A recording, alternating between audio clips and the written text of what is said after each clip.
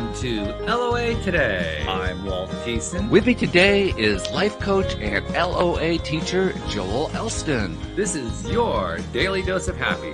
We are so happy you decided to join us today. Joel, this is my second show of the day. I do two shows now on Monday. This one, and I do a show earlier with Anne-Marie Young, and finished off that episode earlier today. And I was feeling a little bit off my game, so to speak. So I'm really looking forward to the conversation tonight, because whenever you and I talk, first of all, it's always fun. We have a great time.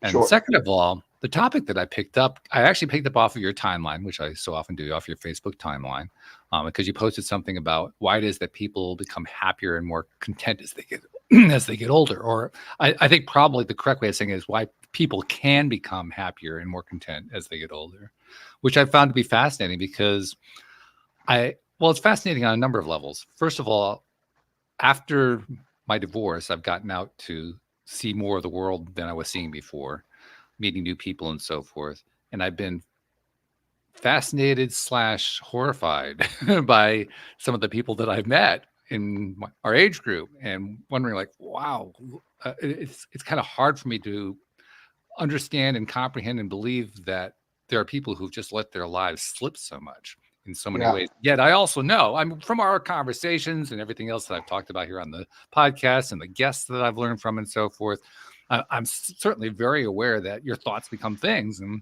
the vast majority of people don't know that. And so they end up creating rough lives for themselves. And yet there are also people who manage to feel really good coming into the stage. In fact, they become happy. They become quite content in their lives. It's an interesting dichotomy. So when I saw the post that you posted, I said, okay, that's an interesting topic. I'm going to be curious to see what Joel has to say about that. So Yeah, I love the topic. And for me, the idea of aging, I never liked the idea of aging. It sort of scared me for a long time, because I had a sort of a expectation of what aging looked like, right? A lot of people that don't do anything, they get weak, all that happens. So when I realized along the way that my life is so much better now than when I was 30, right. It was, my brain's a lot better. My brain is much calmer. It's functioning better than it did at 30 for sure. I keep very active. As you know, I'm in the gym every single day. I have not, shockingly, have not lost that much strength. So physically, I feel fantastic. Mentally, I feel fantastic. But I think one of the number one things that helps, this is with age becomes a perspective of, you don't care so much what everybody else thinks. I think that's a big thing, because for so long I lived life worried about what people would think of this or what that.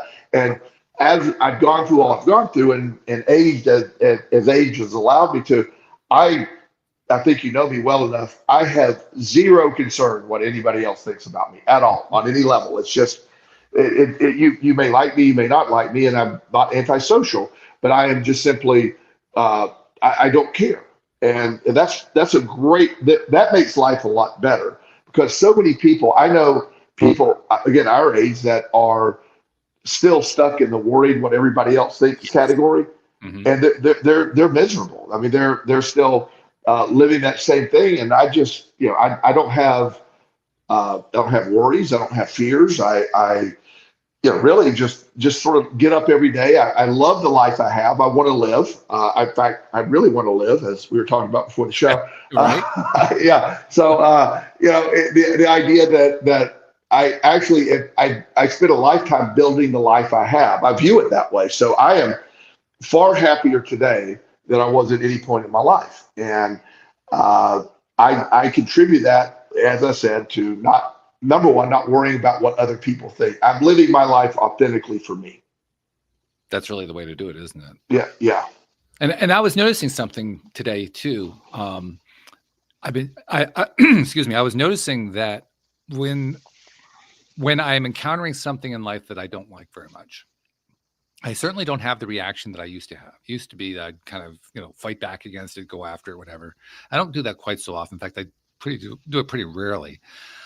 Most often I'm practicing some variation on acceptance, go with it, let it be, all that kind of thing.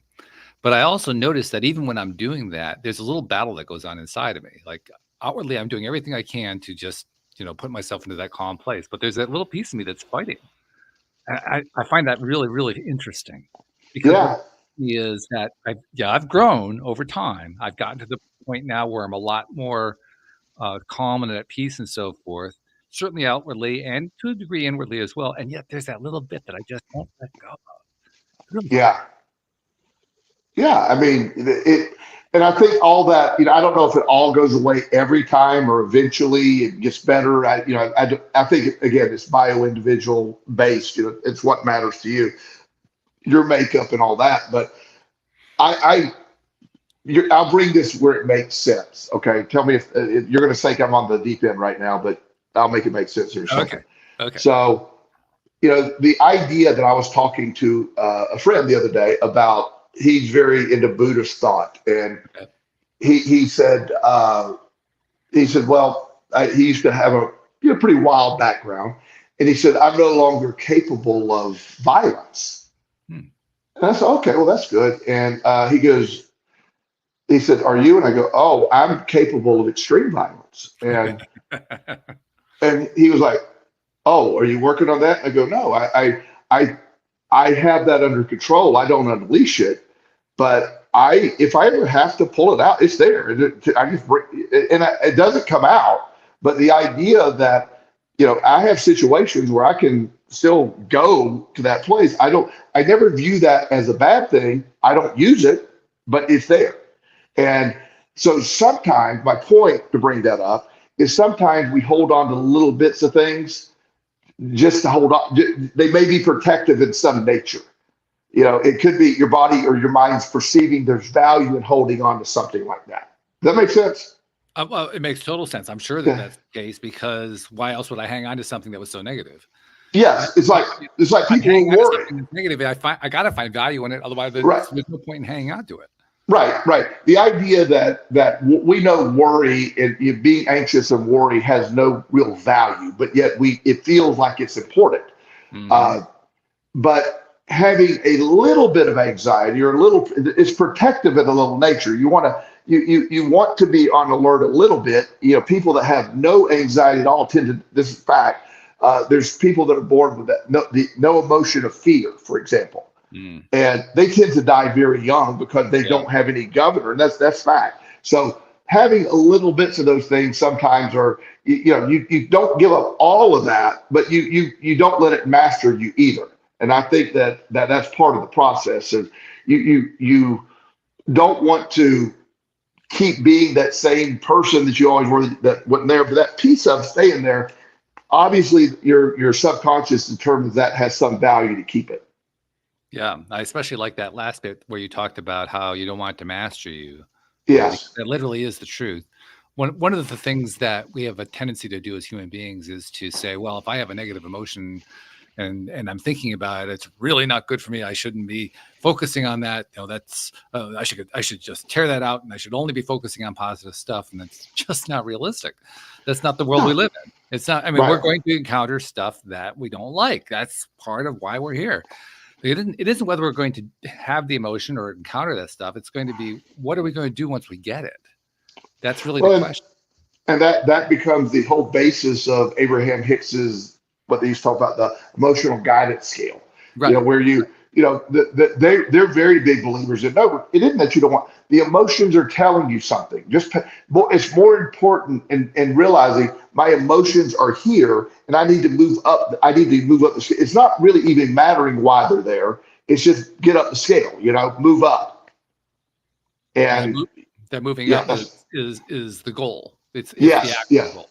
Yeah, because you can get stuck in the minutia trying to figure out why versus, okay, this is how I'm feeling. I need to reach for that next step up. Like if you're horribly depressed, anger is a step above that. So while anger is not a great emotion, it's better than being suicidally depressed. You know what I mean? It's like it moves up. Now your goal is to quickly move on to the next one, but anger is an improvement over some emotions. And a lot of people think, well, I shouldn't feel angry. Well, if it's an improvement emotion, it's okay. And it's not acting on it. It's not controlling you. It shows that you go from lethargic, I don't care. Anger means you care. And that's a Yes. movement up. Yes. Right? And that ties in perfectly with what I was thinking. Anger means you care. Yeah. So, yeah. so when there's something that I'm feeling angry about it, first of all, the body language that I'm getting for myself, I'm getting a physical signal to myself because I'm feeling that anger and I'm feeling it as an unpleasant sensation going on inside. Right. When I'm getting that, it's basically reminding me, yeah, you don't like that thing. Right. Not oh, I'm going to dismiss that thing, or let's just pretend that it isn't there. No, I don't like that thing. Well, that's what it's there for. So Yeah. if you have somebody that makes you angry, if your perception is, I know you make your own self angry, but the presence of somebody creates anger within you. Mhm. You know what that's saying? Let's don't be around those people. Let's not be around those people. If you don't like a situation, let's not go to that situation. Exactly. And that's all it's there for. It isn't wrong. It's just telling you, hey, this is you're in charge of this, and not being around stuff that causes this in you. I have, if I have a client that I have a couple of clients that I work with, I love all my clients and everything, but sometimes there's some of them that like, you got to take a little extra breath and get mentally prepared because it's, you go in there and, those sessions tend to last like 17 hours in that hour, and then I have somebody that's really, we're really into the process and we're talking about stuff you and I talk about and like that, that hour is about a minute kind of thing, it's like boom, it's reversed. So again, we need to identify what we want, who we want to be around. There's people like, I don't like to go out just to go out. But if I have somebody I want to go out with or do something specific, I love to do that. Mm-hmm. But I don't have a need to go out and socialize about it. I'm around people 40 to 50 hours a week. I love not being around people when I get that opportunity. So I'm never lonely. But yet, if I have a couple of people that say, hey, you want to go do something? Yes. It's more the company of that person. I like that person. I have other people that call me and say, hey, you want to? No, we don't. Not at all. Yeah. Yeah, I know that feeling too. Actually, this is kind of reminding me. Last week, you and I did a conversation where we speculated on whether or not quantum entanglement can take place in the human brain, and whether or not we can be basically human entangled, and it led to a really interesting conversation. By the way, there was a really interesting result that came out of that. Completely unexpected result. I noticed it today. I was just randomly. I wasn't even trying to look anything up, but because I always make sure that whenever we're live streaming something, I always live stream to YouTube, to Facebook, to LinkedIn, to Twitter, so that it's getting out to as many different channels as possible. So people who want to follow what we're doing while we're doing it, they can easily check in. Well, I looked at the YouTube and my eye just caught by accident, just glanced over and saw the number of people who had watched that episode on YouTube last week. Now, typically, our episodes don't get a lot of traffic, maybe 10, 20 people. Sometimes it's 40 or 50. That episode got over 1,000 eyeballs. Really? Yeah. Wow. And I think it's because we tapped into something, this idea of connecting to each other in ways that go beyond the obvious physical things we can measure. That's really what we're talking about here. And we're talking about there are two different kinds of connection. There's connection to things we like and connection to things we don't like. And when we connect to things we like we were talking about earlier, we feel good. Time seems to fly. Everything just flows. It's smooth. It's just easy. And if we connect into something that we don't like, it takes 17 freaking hours to get through an hour. Yes, absolutely. And that is, and that's sort of the premise as we age. I feel we become more aware of, I can accept that I don't like that. I no longer have any obligations that I don't want to do. When you're growing up or you have family obligations, I'm not going to go to a Christmas dinner with family that I don't like. I can just be blunt now. I'm not going to go to a Christmas dinner where there's always drama. Why? I don't do that. I choose where I want to go. Based instead of obligation, I just get to choose what I want now. And it's like, well, you would rather go spend time with your friends than your family. And I'll go, absolutely. Yes. But yes, they're so much better than you guys. Yeah. Yes. Yeah. I have no problem with that. It's just, but I get it, because it circles back to, I don't care the response. And that's the, and plus those of us that have an ADHD brain, it tends to, you tend to figure it out as you age. So for us, people like me, wow, my ADHD is such a gift now, and it was such a curse when I was younger. And so it's my brain is able to has all the I've learned all the advantage of my ADHD brain, and also I learned not to work in a career that doesn't enhance my ADHD, or my ADHD doesn't enhance my career. I learned to figure that out. That was one of the most interesting things about last week, because you and Nikki LaCroce were discussing the ADHD thing and how Yes. it affected each of you individially, and Yes. you both pretty much said that same thing. That Yes. it started out as something rough. You guys talked about how the diagnoses and the misdiagnoses, you were talking about all that, but in the end, you both agreed it was actually something that was contributing to your well-being. It was something that Yes. actually made your life better, not made your life worse. So again, that perspective is what kicked in. Yes. And that isn't that really what the root of this whole thing of people getting more happy and more content as they get older. Isn't that really what the root of it is? Their perspective Absolutely. changes. I just think everything is perspective, as you know, and perspective is as you age, you realize my perspective dictates reality, and I'm in charge of that perspective, so I'm in charge of my reality, and that's the most empowering thing. But also, people that have been programmed to be negative and always looking for the worst. I know some miserable old people. I mean, there's some old people that are miserable. There's years ago, there was a guy at the gym. He was an older guy, and he probably was 75 or 80, and he was in the gym, and he would always had this horrible look on his face, just angry, and he would never speak to anybody. So I'd walk by him and I go, "How you doing?" Just walk, as I do everybody in the gym, and he never answered me. And every time I walk by him, I go, "Hey, how you doing?" And he'd just look at me and never answer me. So after probably about the 50th time of me doing that, he goes, "Why do you keep asking me that? I'm not going to answer you." And I go, "I'm not asking for you. I'm asking for me." And he goes, "Whatever." And he walks off. So the next day, I walk by and said, "How you doing?" He goes, "Fine."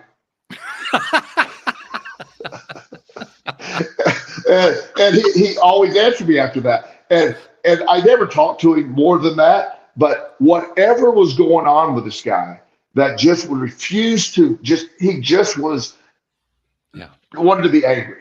I also, years ago, early in getting my life together, I got to wait tables. Almost said I had to wait tables, but I had the opportunity to wait tables for a while and work with the public. If you ever waited tables, and that it can be fun and it can be miserable. And I always, it seemed like there's a certain small percentage of the people, they came out looking to have a bad night. Sure. The moment they sat down, they were trying to, like, "Oh my God, what is this?" And I always wondered who would go out to dinner with their family and start off so miserably. I never understood why you would do that. Well, I think I can explain it. I'm not saying it's a good explanation. I'm just saying I think I can explain it. But I kind of imagine that if they're behaving like that at dinner, they probably behave like that all the time. Of course. It's probably a very habitual thing. Right. And so why do people go out to dinner? Well, they think of it as a treat. I don't care what your mindset is in general. Everybody thinks of going out to dinner as a treat. I don't think I've ever met anybody, I don't care how miserable they are, who didn't think of it as a treat. So that person or that group of people who had that miserable mindset at dinner, they had the miserable mindset, but it was like the Abraham Hicks scale. It was slightly higher vibration misery. It felt better than what they were at. Okay, so your hypothesis is that even as miserable as they're appearing, they're less miserable than if they were at home. Exactly. Yeah. Okay. Well, I've never saw it that way, but maybe there's something to it. But I actually asked one guy one time, when I first started waiting tables, I lied about experience. I never waited tables, got the job. And so as I got to I was there for 3 years. I was part-time at the end, and I got real confident in the job. So none of that bothered me. So I actually told a guy one time, he started off and he goes, how long are you going to take me to get the drinks? And I said, well, first of all, the order is you order them and then I go get them. So if you're already complaining about my lateness with the drink, it starts with you ordering it. He said, are you being a smart ass? And I go, sir, I am just pointing out the order in which things do. So they order the drinks. I go get them right away.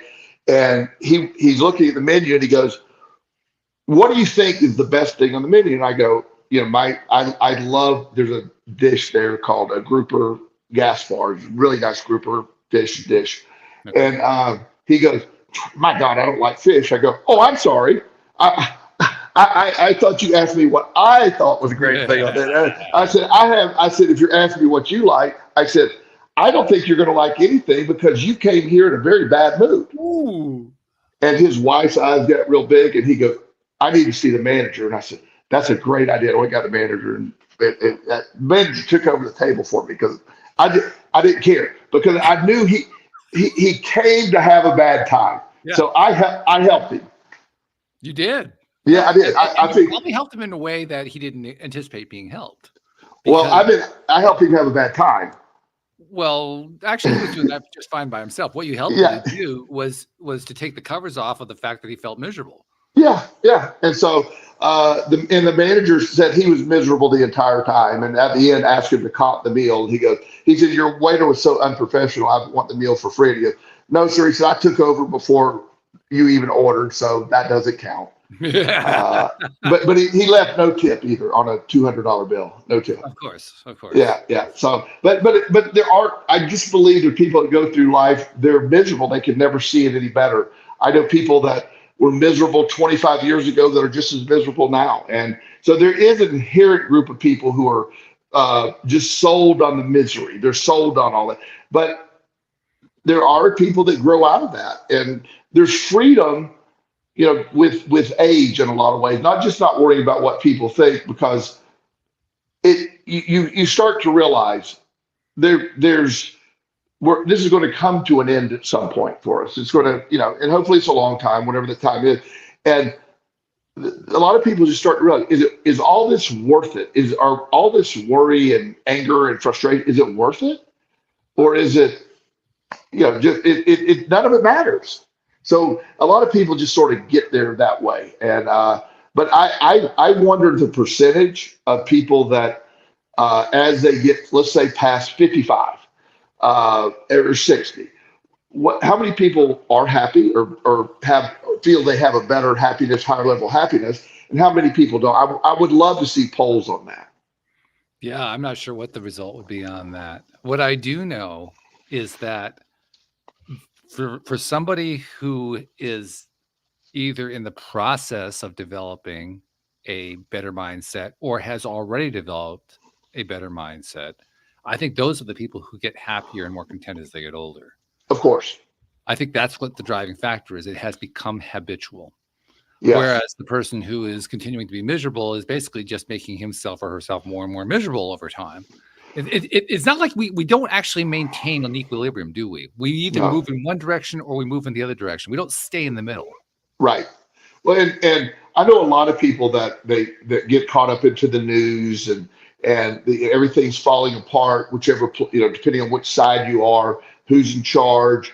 And there's this narrative that I know people that really, really right now believe that these are the worst of times. These are the darkest times ever. Mm-hmm. And we don't occupy the same space, because I don't see that at all. Everything I'm looking at in my world is things are fantastic. It's great. And I know there's people suffering. I'm not minimalizing that. There's always been people that are suffering. That's sort of, what they do. And, hopefully they can move on past that. But the narrative, I especially now, another good poll would be, as people in today's age, with all the information, the 24-hour news cycle, with the very biased reporting, depending on which channel, they're all biased, but which way it's biased. How many people are? I know my dad, who was a relatively happy man his whole life, when he went into his assisted living facility, and all he did was sit down and watch Fox News all day, and he became miserable and angry and scared. Sure. And I basically had the channel removed, and I blocked all the news channels, and he was happy. Mhm. He so it can get, when you buy into the narrative of what's going on, that could affect it too. Oh, in a I big way. believe. No Yeah, doubt about that. But yeah, one of the things that I think actually points to a survey, it's not really a survey, it's more of an observation of what happens in the marketplace, but it kind of points in the direction you're talking about, is if you look at what's happened with some of the major institutions. You mentioned news, that's an institution. Religion is another institution. Any of the major, the world of politics, even the world of business. If you look at any of them, I think what we're seeing across the board, this is a topic we've discussed quite a bit here on the show. Across the board, we're seeing a lot of institutions, longtime institutions, crumbling slowly, very slowly over yes, time, at an erosion pace, like, a glacial pace, really, really, really yes, slow. And as that happens, like, if we look back over, like, if I look at the course of my life, at the beginning of my life, I was born in the 50s. At the beginning of my life, the pull of religion on America was starting to dwindle. And I look at it compared to today, the percentage of people who attend church today compared to the percentage of people who attended church 50, 60, 65 years ago, 66 years ago, in my case, I'm 66, is dramatically down. It's down, so far down that nobody can even dispute the fact that it's down. It's way, way down. I think we're right. seeing the same thing with news. We're seeing the same thing with network television, for goodness sake. Now, that's partly because of the internet. It's partly because of, Netflixes and all those other kinds of things that are out there. But the fact is, people are listening to it less and less and less. They're paying less and less attention. Doesn't mean that there aren't people who aren't paying attention. There are people who are rapidly paying attention. There are people who are, like you're saying, they're freaked out over how crazy things are getting. But I'm saying, in the aggregate, there is an overall tendency to move away from it. And I think what that really points to is the human being at a very basic level says, I really don't want to keep focusing on what I don't like. It really doesn't pay off for me. It doesn't. And it's funny you say that, because I haven't really thought about it. I don't have one show I watch anymore. I growing up, my family had shows you'd watch. Yeah. Every Thursday night they would watch Law and Order, for example. Yeah, my last show was MASH back in the early Yeah, 80s, yeah, late 70s. I haven't had a show yeah, since MASH. yeah. And I'll watch some TV occasionally, but there's really, I watch football. I don't watch much baseball, of course, but I don't think you watch any baseball. I don't watch. No, that's not true. Well, the occasional time when I need a nap, I will find Okay. because Well, there's nothing. Well, it does. In fact, studies show it's equivalent to Ambien in helping you sleep. I'm just letting you know. So it has the same effect with no addicting side effects. But seriously, I don't watch all that. Now I watch a ton of YouTube videos on stuff I love, and but mine is always, I do very little fiction stuff. Everything for me is, I love to study. I love to look into my concepts. I love to meditate. So my time is spent much differently than people back in the day. But there is an evolution of perspective for people. And I think overall, like you're saying, our attention is changing more now. There's more, and to be fair, when I grew up, there were growing up, there's 3 network before Fox came along later. And there were a couple local channels, that were UHF, was it UHF back in the day? I don't know which one it was, but, Yep.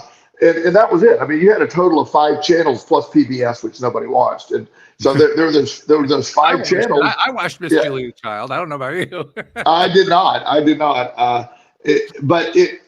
So really, it was just focused on those things. So Now there's 300 channels on my cable options. I watch none of them, and you have all the Netflix, all the Prime Video, all the Disney Plus. I mean, we have so much. In fact, I read the other day that Netflix, one of the complaints about Netflix is they have so much people can't decide. It's like a exaggeration of choices. It's a different situation for me, I think. Although I wonder how many other people have this experience, but I have a tendency to take on a service like that and cancel it soon. Like, Yeah. I very recently canceled Netflix after taking it on about 2 months earlier, not because I couldn't decide, but because I couldn't find anything I wanted to watch. Yeah. No, I don't want to see that. No, I don't want to see that. No, I don't want to see that. I mean, literally, you do that for 5 minutes. You say, okay, I'm done. Turn the TV off. I don't want to watch anything.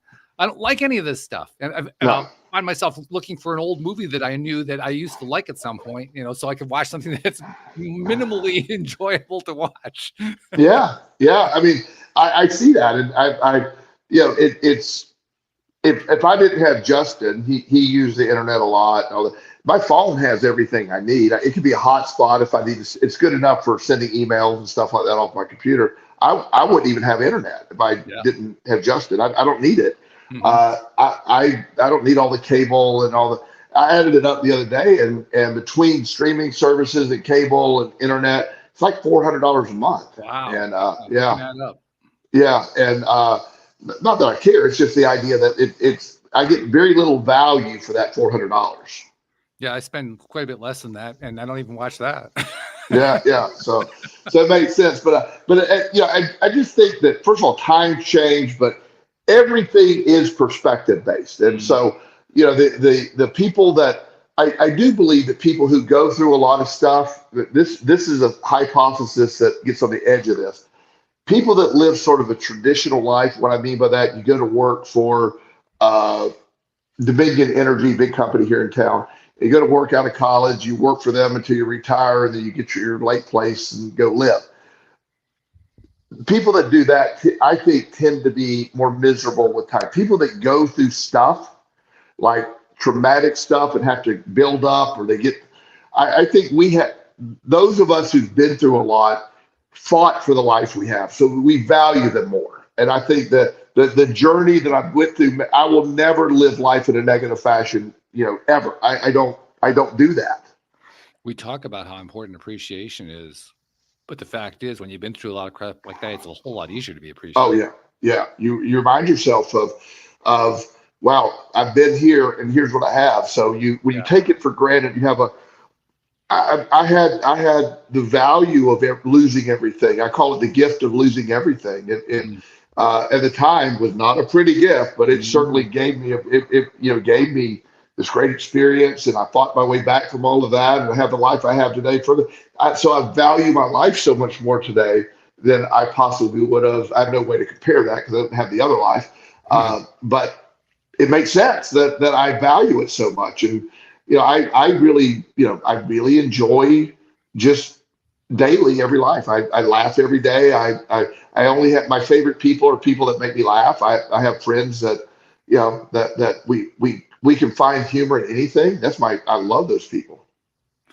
Over the years here on the program, I've had a number of people, both as co-hosts and as guests, who are channelers. There's psychics, all kinds of people who are able to tap into non-physical, non-tangible stuff and get some pretty cool information. One of the themes that has played out over and over and over again in those conversations I had with people like that is the theme of the value of the contrast, the polarity of the world we live in. Yeah. And it seems simplistic. It really does. It seems so simplistic, but the general idea is, without all this negative crap, we wouldn't appreciate the positive so much. It would be so important to us. And, on the surface, that seems very true. And yet there's a little piece of me that says, well, that's so freaking simplistic. I mean, come on. Yeah. Be real.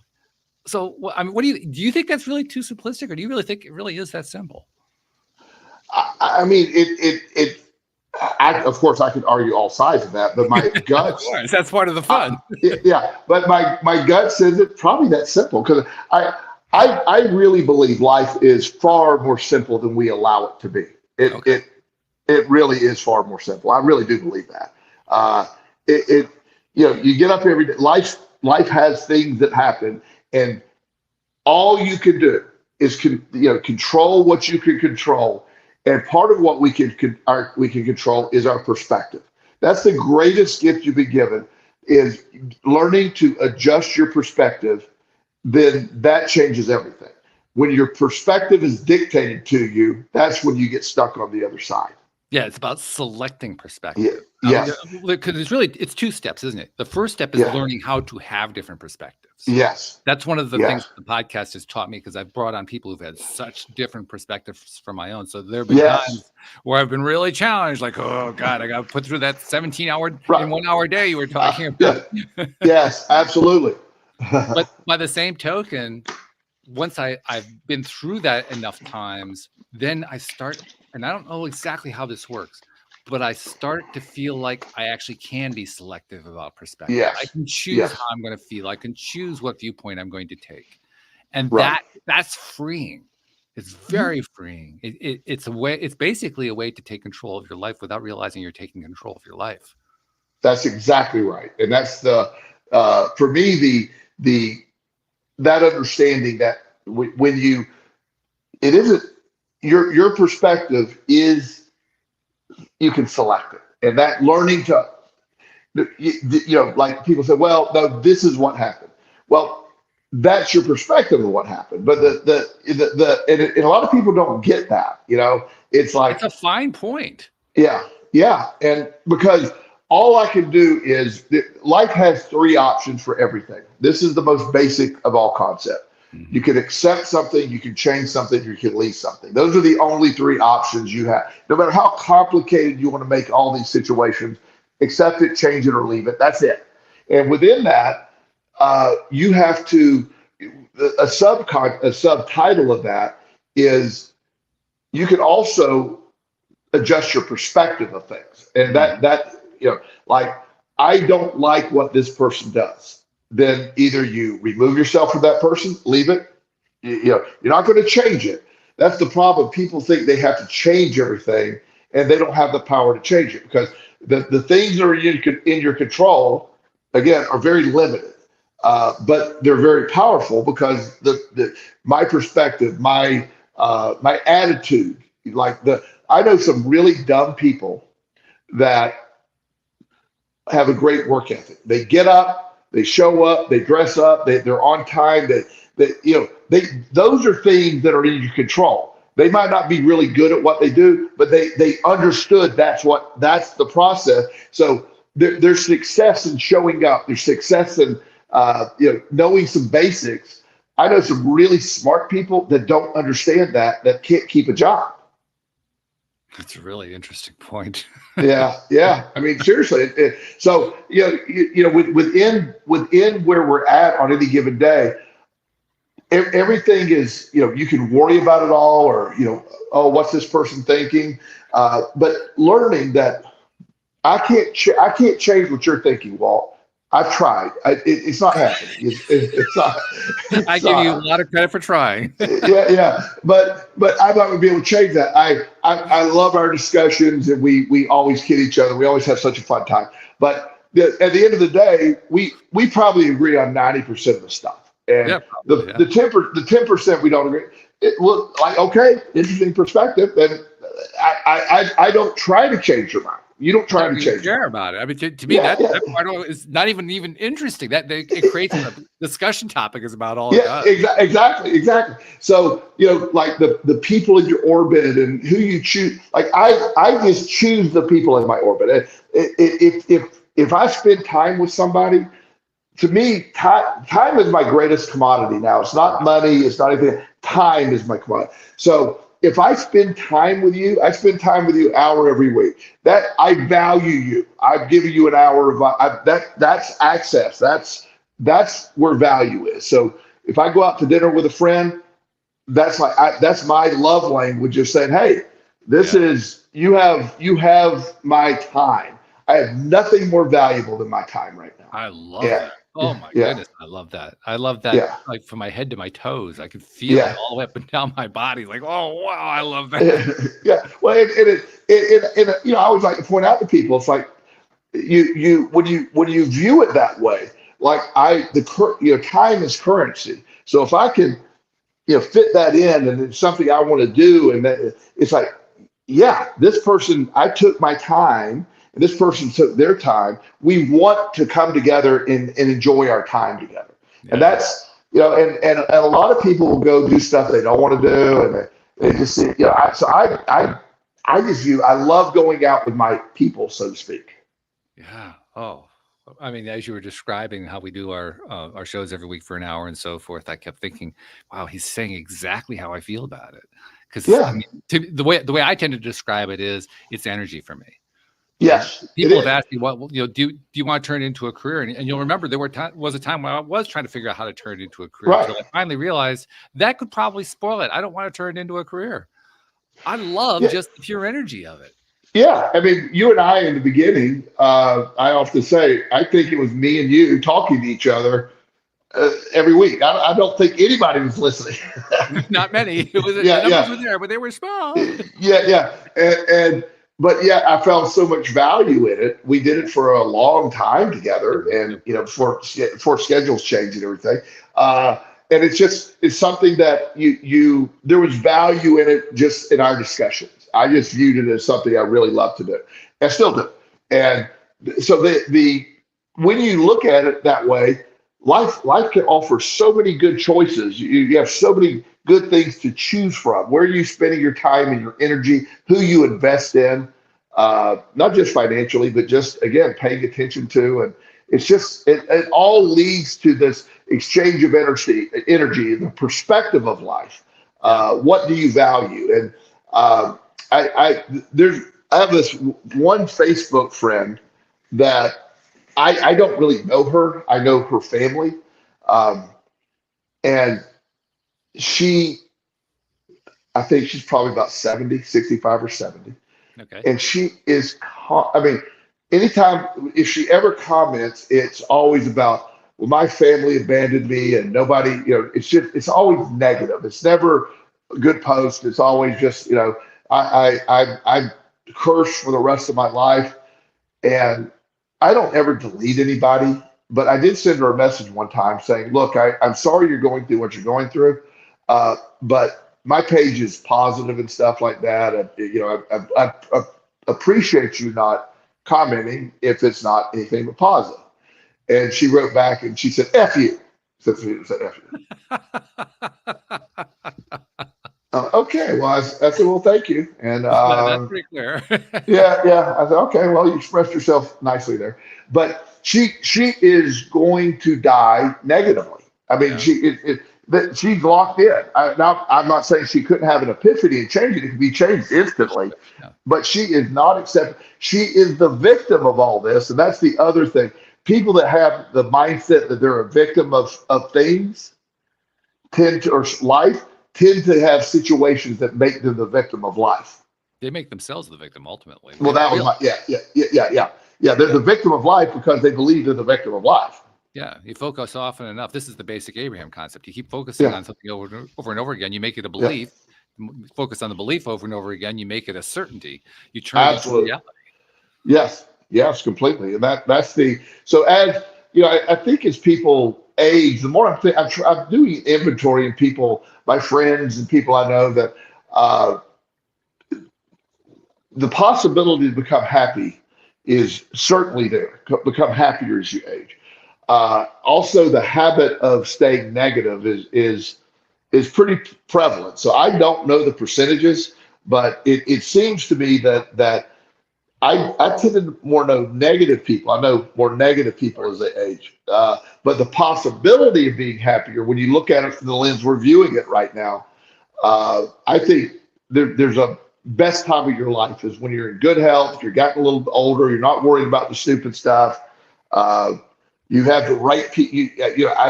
The right people are around me. I've found those people, and they're my people. And so life's sort of cruise control at this point. I love it. I have a great day. Had a great day today. It's fantastic. Cool. Yeah. Yeah. Well, I mean, what you're describing certainly rings true, I think, to anybody who's listening. It rings true to me. Uh, it rings true on a couple of levels, not the least of which is that since it's a matter of choice, what we're going to give our perspective to, we therefore have the ability to decide whether or not we're going to live happier or sadder lives. And like you said, there's a lot more negativity than there is positivity. So there probably are a lot more negative older people than there are positive older people. But if we're going, you mentioned statistics. Now we don't have any statistics, so this is I'm kind of making this up. I'm doing this based on a general, broad observation from my own life. When I look back on people who I knew who are in our age range now, but who were in that age range when I was like a kid, so these would be like my great aunts and uncles and grandparents and all that kind of thing. When I look at their lives and how they behaved and how they thought, and I compare them to what goes on in my life now, and when I look at the people that generation as an aggregate and how they seem to act and think and talk and so forth, and I look at our generation now, I see improvement. In fact, I see substantial improvement. I have seen, and I'll even go a little further in describe that. Old people, when I was young, seem much older than old people now. Yes. Good way to say it. Yeah. Yes. Yeah. I could deadlift 500 pounds in my 60s. So, I didn't know anybody back in the day that could deadlift 500 pounds in their 60s. If I tried to deadlift 500 pounds, I'd probably be dead. So I mean, that's yeah. And I'm not saying that arrogant. I'm saying I have maintained that. So I expect my body to maintain my strength. So I keep doing those things. You dance, you keep active, you do these things. I don't have to work anymore. I go to work every day. I love work. I love my job. I love my career. I don't have to do that. And so I remember we were discussing ikigai, the concept, the Japanese concept of, Japanese people have always seemed to be young when they were old. Even back, I remember thinking Asians back in the day, hope that's not racist in today's language, but Asians back in the day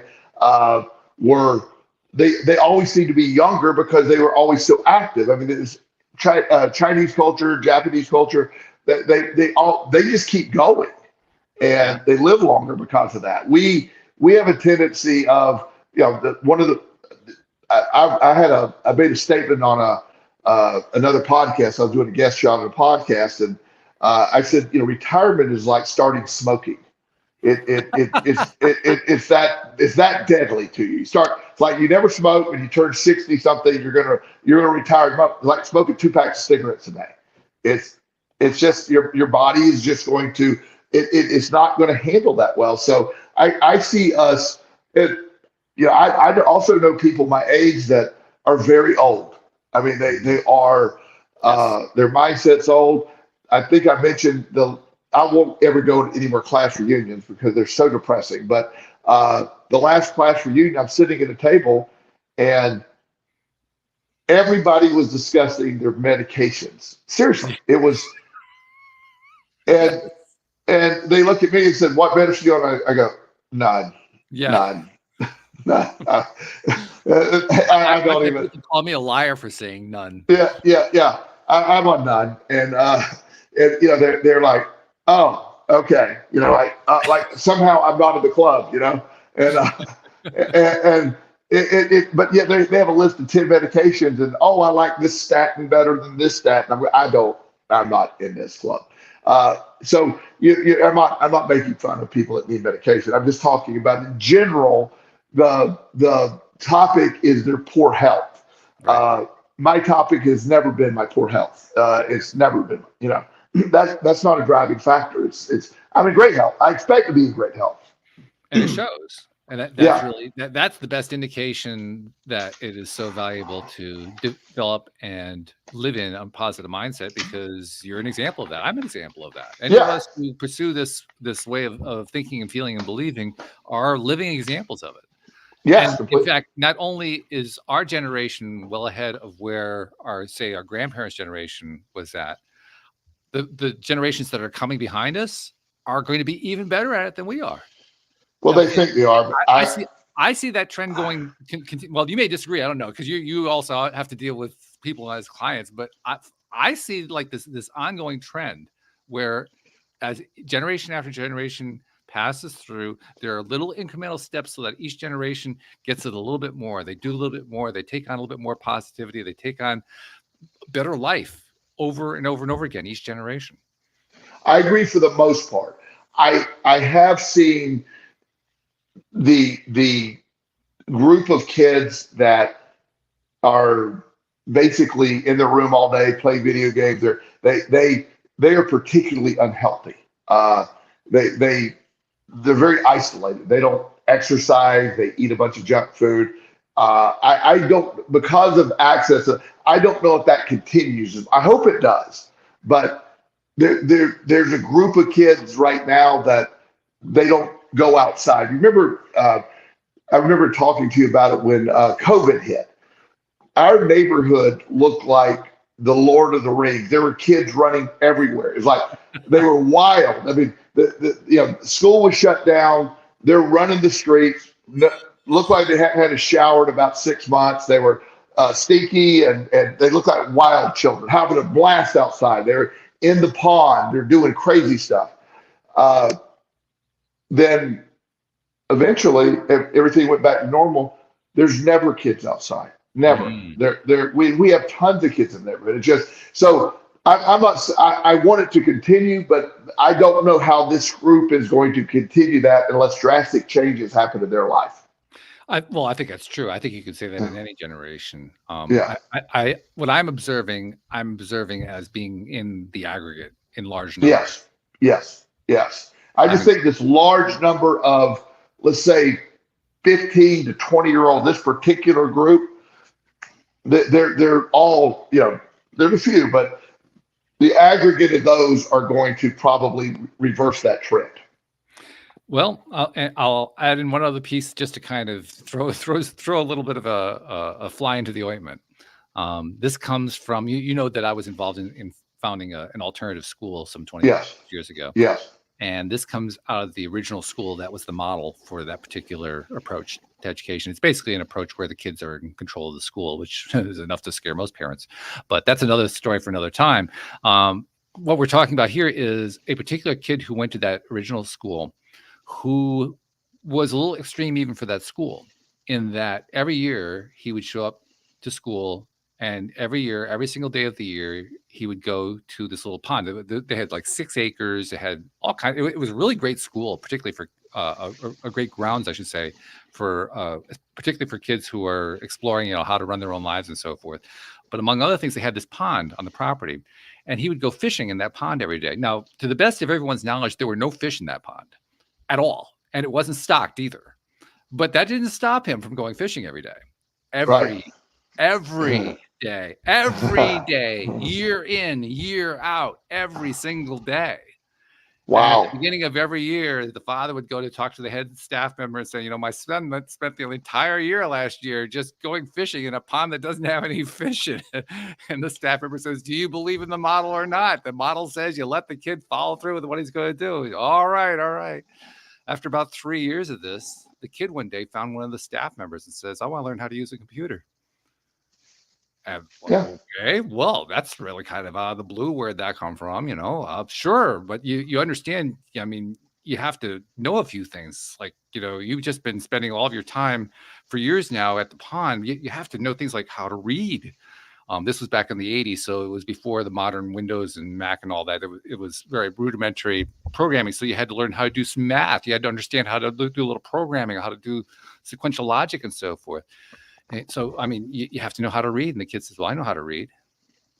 Well, when did you learn how to read? When I was fishing. Okay, well, maybe that's true, but you still have to learn how to do math. Oh, I know how to do math. Well, when did you learn how to do math? When I was fishing. To this day, they have no idea how he learned how to read. They have no idea where he learned to do math, but they do know one thing. He became a vice president at Hewlett-Packard. Wow. So to me, that illustrates it doesn't matter what the pattern of the particular kid is. The kid can break out. The question is, really? Yeah. That's the question. And there's always one of my favorite topics that we've talked about over the years is based on the book Growth Mindset by Carol Dweck, the professor at Stanford. Right. Her study was on kids that had foster care kids and similar type kids that had been through extreme negative things. And some of the, most people responded with trauma but there was this group of kids that it was like rocket fuel for growth. And she called that the growth mindset, that when things happen, so there's always going to be those people that grow from. I'm a big fan of resilience. I talk about resilience being the ultimate human trait. When you have resilience and don't give up, you're unbeatable. And I've worked, my work with foster care kids over the years. I always talk about that resilience. I always say that, your life sucks. I'm not trying to play it. You got a really bad deal. So let's not try to act like this is great. But what you do have, you've been through stuff that no other kid your age has been through, that most kids haven't been through, and you're still here. You have resilience. So I sold that model a lot, and a lot of those kids go on to be wildly successful when their perspective changed from a victim mindset to a growth mindset. Yeah, yeah. I find it both scary and attractive all at the same time. It's scary because, like you said, it's so easy for people to just, particularly young people, to just fall into a place and just stay there and build a habit over time. And we've talked in the past about how when you do that over time, you start building up baggage over time. Then it becomes heavier and heavier and harder to make changes and so forth. But by the same token, you've also told stories about how kids, you would explain law of attraction to them. You'd explain, some basics about life, and all of a sudden they just on a dime. They turn around. Yeah. Well, I've always, you and I have agreed on this, and my work supports this. Younger people accept and implement the law of attraction in a positive way, a helpful way, much more than adults do. Yeah. Once they've explained them, it's really hard for me to convince an adult that's never heard the concept that this is how all this works, right. They have been told differently. I tell a 12-year-old, they're like, well, that makes sense. Of course it does. They're like, they're experts at it. They're like, wow, look at, it's the reason is they don't have 40 years of other programming. They only got 12. Like, no matter how bad the program was, well, that makes more sense, and it's wildly effective. So I introduce that concept to young people all the time, and I'm not saying every single one thrives in it, but when they do, there's nobody better at it than kids at getting a law of attraction, because they don't have all that self-doubt. They just accept it, and it implements almost instantly for them. It's incredible. I was recently listening to a recording by Esther Hicks of Abraham Hicks fame, talking about how the whole gift came to her, and it first came to her in the mid 1980s. 1985 actually was the year that she cited, and she was describing how at first she wasn't getting messages that she could just translate over. She said the first time that she got some sense that there was something going on was when she realized that her head was like involuntarily bobbing all over the place, and that there was actually a method to it, that it was trying to spell out the alphabet with her nose. Yeah. And she eventually goes to the typewriter. Right. And it starts, Abraham starts to type for her. And that's, I mean, you're right. That's how she Which is really fun. But that was only what? That was 40 years ago. Yeah. Not quite 40 years ago. Look how that one seminal event exploded over time, to the point where, law of attraction hasn't taken over the planet by any stretch of the imagination, but it is now embraced literally by tens of millions of people. Now that's out of 7 billion, but it's exploded like crazy in a relatively short period of time. That to me is an indication of just how much change actually takes place generationally. Yeah, I agree. And anything's possible. The law of attraction explains everything's possible. It's just, like Esther talks about, is when somebody says, well, is there time a factor in manifesting? And there doesn't have to be time. It's our belief system that requires time for things to happen. Right. So, it isn't that you can have instant health, but we don't believe. So there has to be a process for it to take place. Those are the kind of things that, a lot of what we believe has an influence on how this works, obviously. So let's see if we can tie all this together, because the original topic was, why can people become happier and more content as they get older? And we've been kind of going back and forth on focusing on why people stay miserable and also on why people are happy. But for somebody who wants to actually make that change, we didn't really go there. Let's take a moment just to go there and make that the way that we tie it up today. Give somebody, somebody who wants to start making a change for the better so they can actually live that happier, more contented life as they're getting older. What can they do? I think step one would be to realize there's no one in control of your perspective but you. That's step one. Realize that. Step two is changing your perspective on situations. Ask the question, what's in my control? What's not in my control?